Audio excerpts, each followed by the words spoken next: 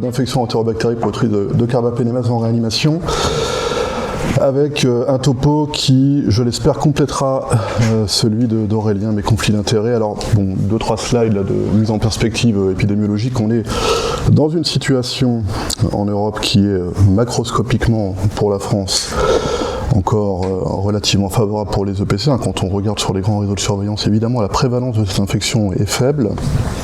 Et quand on regarde ce qui se passe spécifiquement en réanimation, sur les grands réseaux de surveillance de l'infection nosocomiale, que ce soit les bactériémies sur cathéter, que ce soit les PAVM, donc des infections où il y a 30-40% d'entérobactéries, on a finalement, pour le moment, très peu, voire pas du tout d'entérobactéries. Donc en fait, ces réseaux de surveillance délivrent à l'évidence un message qui est à tort rassurant. Quand on regarde ce qui se passe de manière plus granulaire sur la surveillance dédiée aux EPC, on a des données. Alors il n'y a pas de données nationales récentes à ma connaissance. Les données régionales les plus récentes sont celles d'Île-de-France. Et ce qu'on voit, c'est qu'on a évidemment des phénomènes épidémiques, beaucoup de cas isolés. Ça a déjà été dit, la majorité, en tout cas plus d'un tiers maintenant, des malades qui ont ce type d'infection n'ont pas de contact documenté avec l'étranger, soit sur du voyage, soit sur de l'hospitalisation. Donc il y a cette diffusion autochtone qui complique beaucoup les choses, notamment en réanimation, et évidemment ça va beaucoup impacter la conduite que l'on peut avoir en termes d'antibiothérapie probabiliste. Donc ça c'est le premier point que je voulais aborder avant de rentrer dans les données que l'on a plus spécifiquement sur les pneumonies nosocomiales, bactériémies. Une question principale, enfin une question essentielle évidemment, c'est de savoir à quel moment on doit prendre en compte les EPC dans l'antibiothérapie probabiliste d'un malade de réanimation qui va mal. Alors on va parler exclusivement d'OXA48 et de MBL, on ne parlera pas de KPC, il y en a évidemment extrêmement peu, donc la question est de savoir à qui on doit mettre Casavi ou Casavi austraonum ou éventuellement du céphilérocolle en probabiliste chez un malade de réanimation qui se dégrade. On a des recommandations de la SRLF qui ont été publiées il y a maintenant un peu moins de 3 ans. Et qui était bien évidemment très raisonnable. L'idée c'est de ne pas utiliser de manière large, je ne vais pas y arriver. Donc il n'y a plus de batterie dans le micro là. Bon, je vais parler très fort, allez. Bon, l'idée c'est de ne pas utiliser de manière complètement libérale et déréguler ces molécules en probabiliste, et donc la recommandation de la SRLF c'était évidemment cas exceptionnel, malade qui va mal, choc septique, portage documenté, épidémie en cours dans le service de réanimation dans lequel vous vous trouvez. La notion d'épidémie en cours, elle est évidemment majeure. On sait, et ça a déjà été abordé, que le risque d'avoir une colonisation, et donc une infection ultérieure à EPC, il va être essentiellement médié par la pression de colonisation, c'est-à-dire le nombre de malades porteurs dans un service à un moment donné.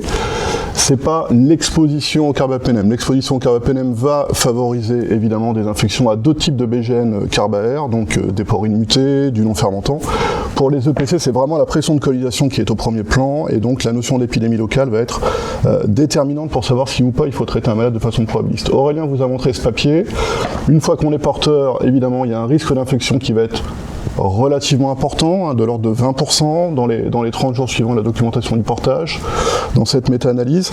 20% c'est pas 100% non plus, et le problème c'est que la majorité de ces malades à un moment vont se retrouver exposés à une antibiothérapie probabiliste active sur le PC, sans qu'on sache très bien s'ils sont infectés ou pas avec cette souche-là. Et ça c'est un vrai souci quand on essaye de comprendre parmi les sujets porteurs, et c'est Jean-Ralph qui abordera ce sujet-là cet après-midi, quels sont les malades qui vont faire une infection avec l'EPC.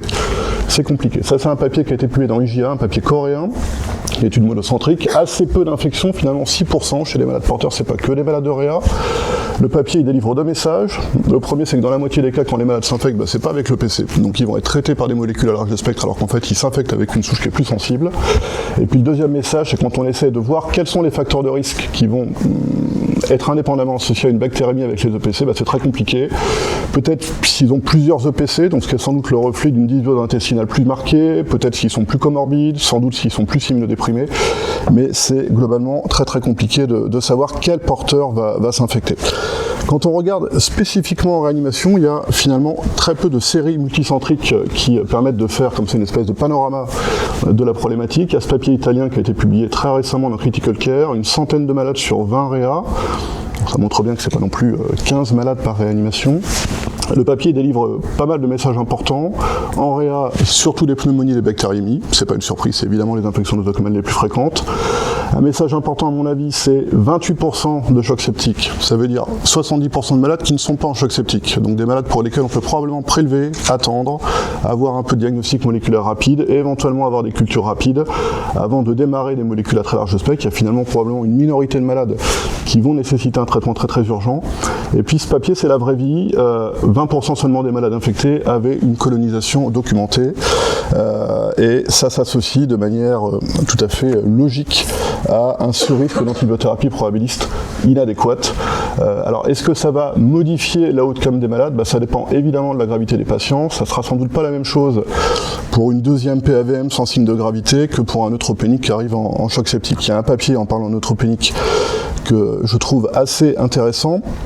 Les neutropéniques avec bactériémie, globalement, c'est les malades qui vont être gérés en oncohémato, mais c'est quand même souvent les malades qui vont être gérés en réanimation. Donc ça, c'est une cohorte d'à peu près 200 malades d'oncohémato. Ils sont quasiment tous neutropéniques. Si vous regardez ce qui se passe à gauche, mais c'est la même chose pour Pseudomonas, à droite de la diapositive, globalement, si vous traitez tôt, que ça soit de la mono ou de la combo, on a une mortalité qui est, on va dire, habituelle, de l'ordre de 15-20%.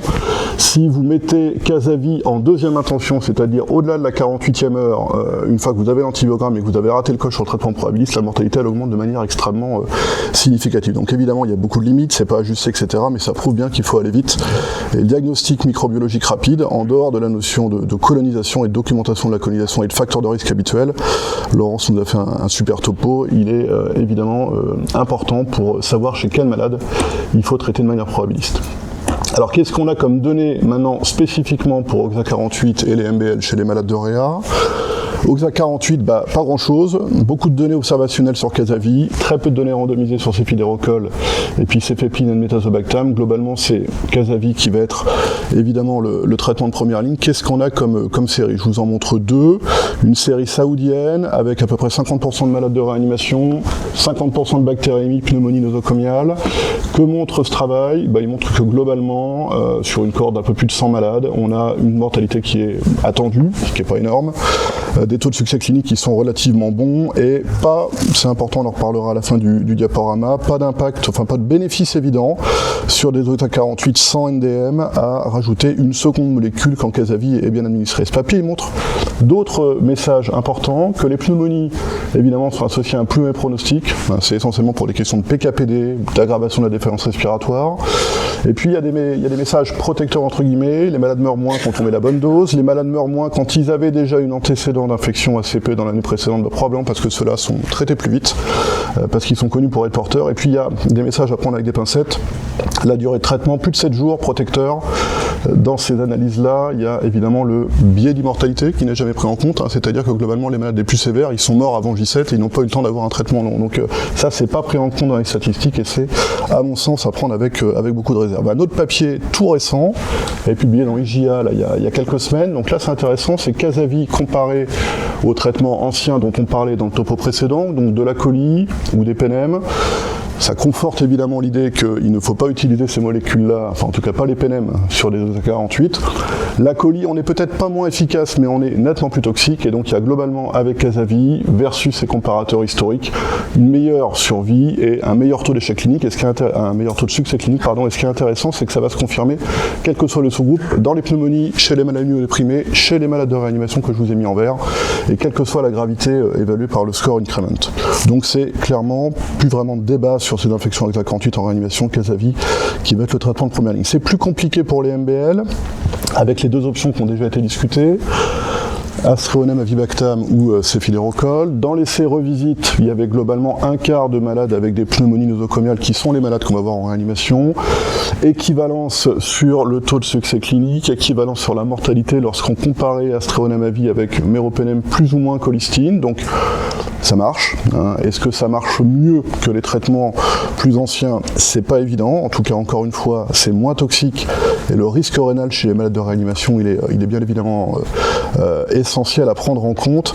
Mais en fait, dans cet essai, ce qu'on aurait voulu, c'était avoir des données plus ciblées sur les MBL. Il y en a finalement très très peu. Il y avait 10 malades avec MBL, 10 malades avec sérine carbapénémas. Donc sur les résultats que l'on a en termes de succès, d'échec clinique ou de réponse clinique indéterminée, on ne peut évidemment pas conclure grand-chose sur des effectifs aussi petits.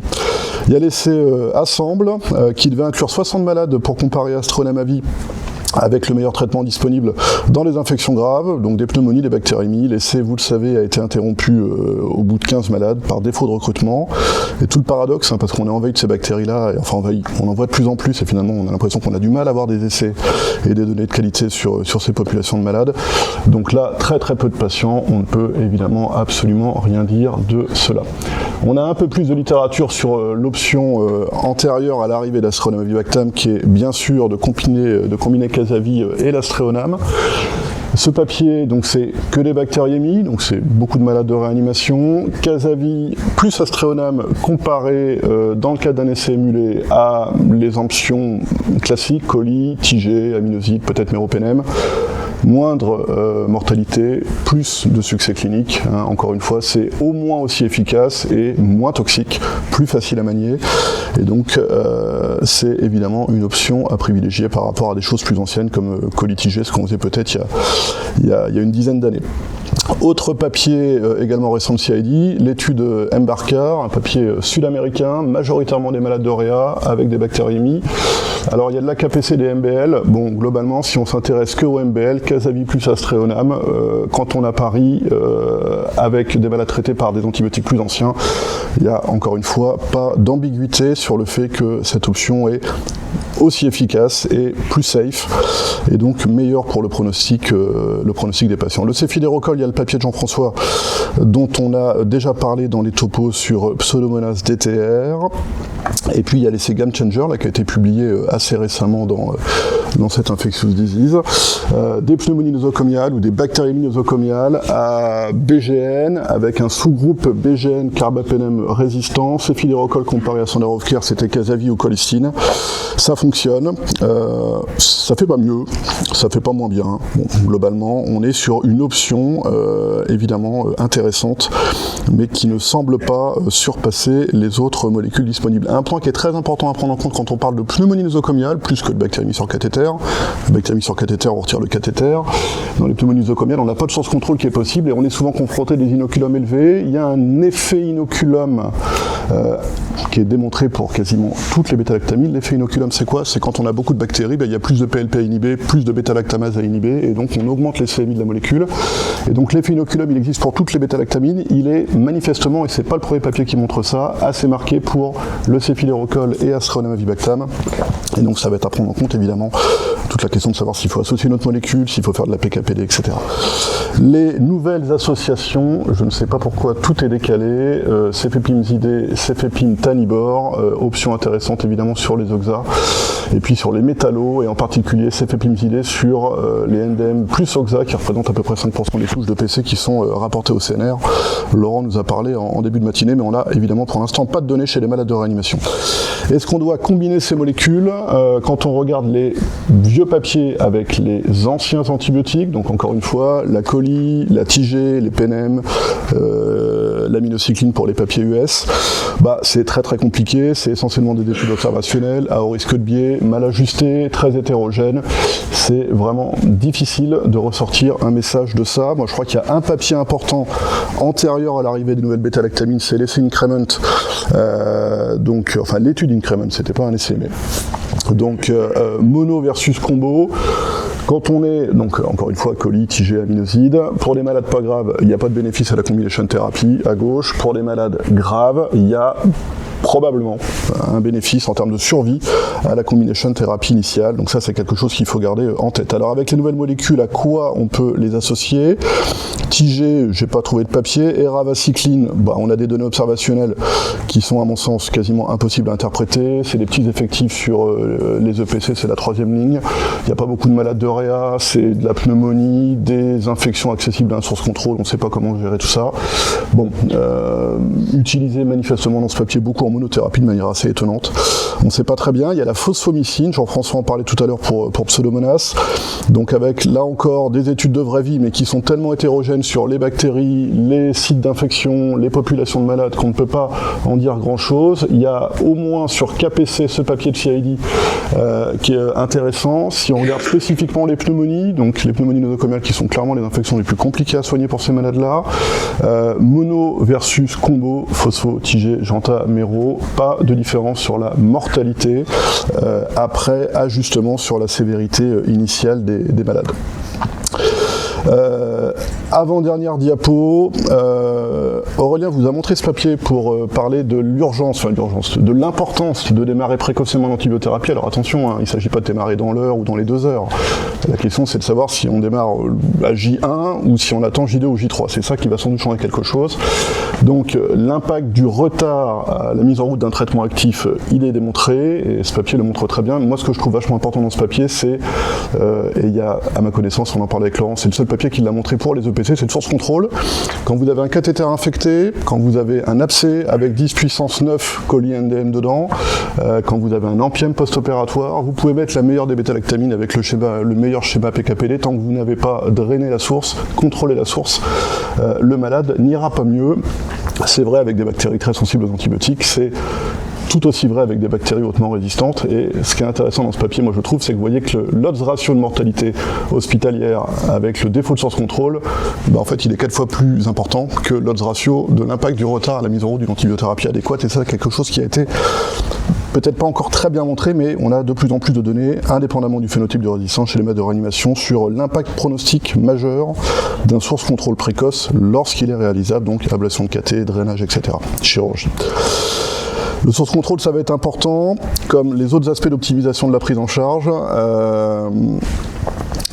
Pour prévenir, on en a déjà un petit peu parlé, l'émergence de la résistance sous traitement. Alors c'est très décrit avec Casavi et KPC sur des mutations du site catalytique des KPC, et donc il y a des séries qui rapportent 5-8% de malades qui vont avoir un mutant KPC qui devient résistant à Casavi après avoir été exposé à cette molécule. On a également des mutations, enfin des émergences de résistance sous traitement qui sont décrites avec le cefidérocol sur des mutations de sidérophore, Astronome Avibactam sur des mutations de PBP3, sur des AMC plasmidiques CMY2, donc c'est Citrobacter dans mes souvenirs.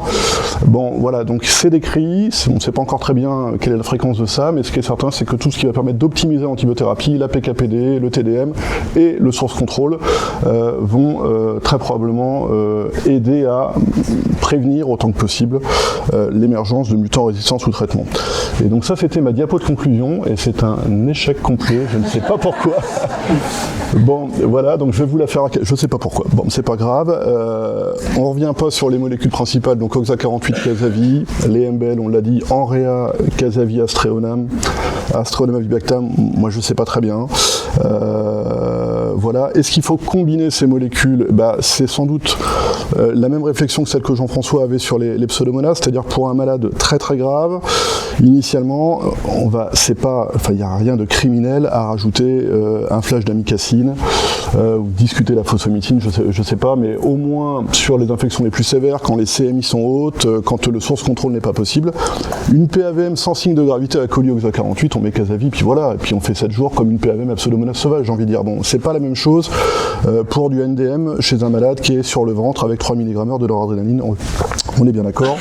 Et puis le bas de la diapo, c'était pour vous dire les données dont on a encore besoin. Le diagnostic moléculaire rapide, donc Laurence en a parlé, mais on a, je crois, encore besoin de papiers vraiment dédiés aux malades de réanimation. La PKPD, Mathieu nous en parlera juste après. Ce qu'on a aussi, c'est des données sur les durées de traitement. Encore une fois, je pense qu'une infection pas grave avec une souche parfaitement sensible à la nouvelle BLBLI, on va faire une durée de traitement standard. C'est sans doute à customiser, à adapter, à personnaliser chez les malades les plus sévères avec les bactéries les plus hautement résistantes, où là il y a à l'évidence un rôle pour des prélèvements de contrôle sous traitement, voir comment évolue l'inoculum, voir comment évolue le malade, avant de dire s'il faut s'arrêter à J7 ou s'il faut aller jusqu'à J14 de traitement. Voilà, désolé pour l'échec technique de la dernière diapositive, et je m'arrête là. Merci beaucoup.